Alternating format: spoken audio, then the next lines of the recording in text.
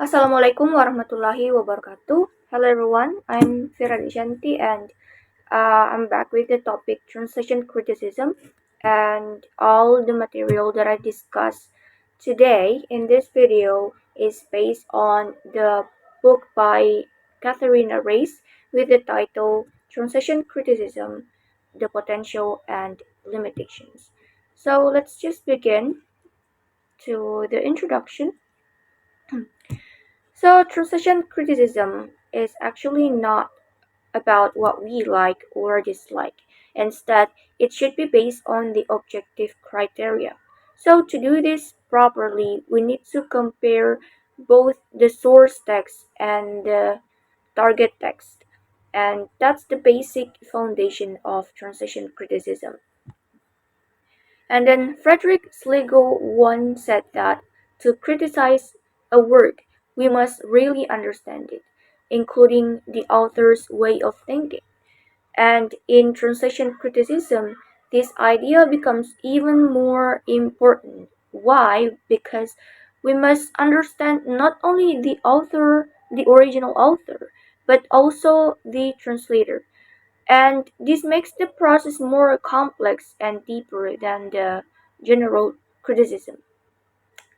So now, what if we look only at the translation without comparing it to the original? So, yes, that kind of criticism is possible. It is actually possible, but it is limited, and it focuses only on the grammar, the style, the fluency, and idiomatic expression in the target language. So it can be useful as a first step, but it's not enough to judge whether the translation is faithful to the original text or not. So, to truly evaluate a translation, we must go back to the source text, the original text.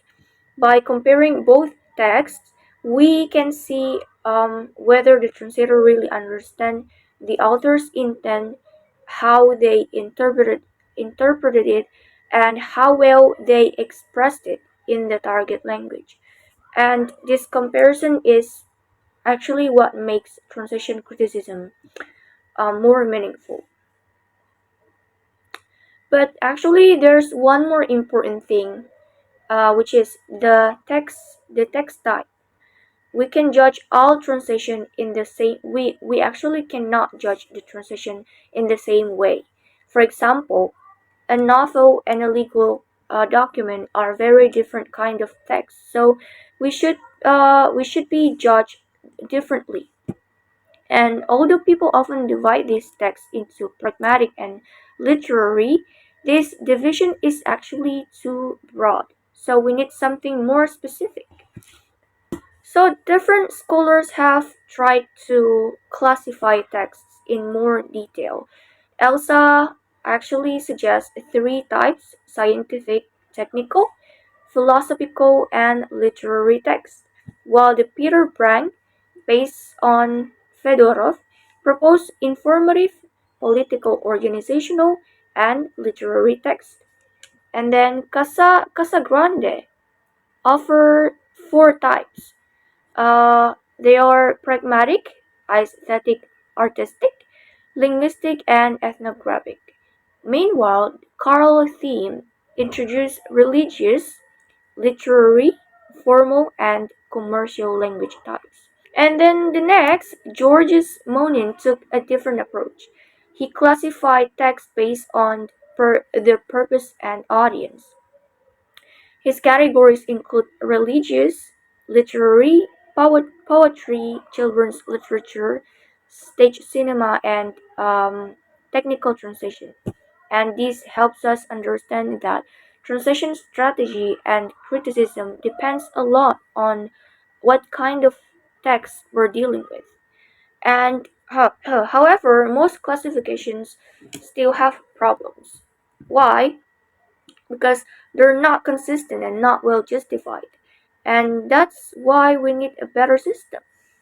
And then the classification of text for translation shows that both translators and critics need a shared analytical foundation, which is best found in the medium of the language itself.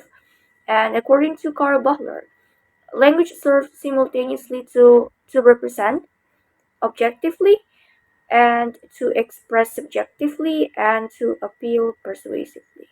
And that is actually the language function. And then those three language functions match with the language dimensions. So the representation objectively is matched with logic. It is matched with the logic, and then expression matched with aesthetic, and then the last persuasion matched with dialogue, which is then gives us three main types of text. It is content focused, which is informative, form focused, expressive, and appeal focused, operative.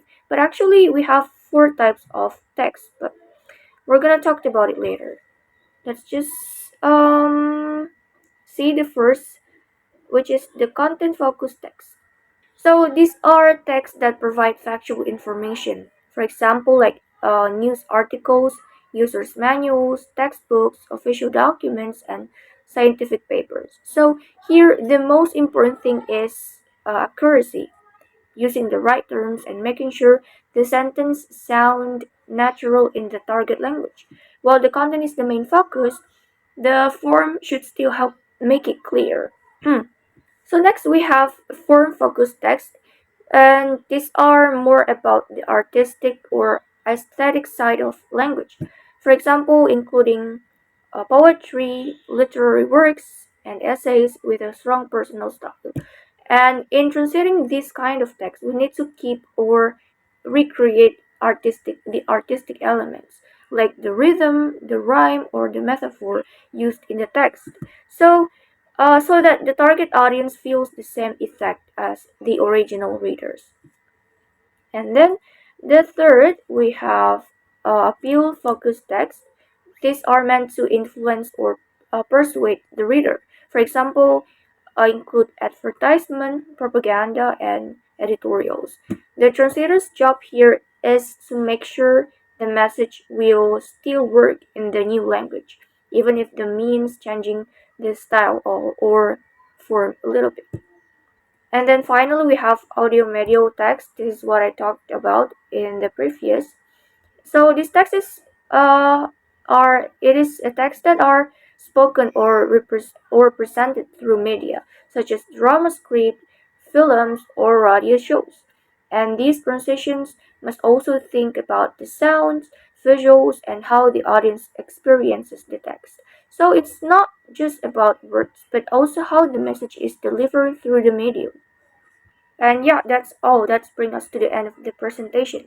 And I think that's all from me. Thank you so much for watching. Thank you so much for listening. Wassalamualaikum warahmatullahi wabarakatuh.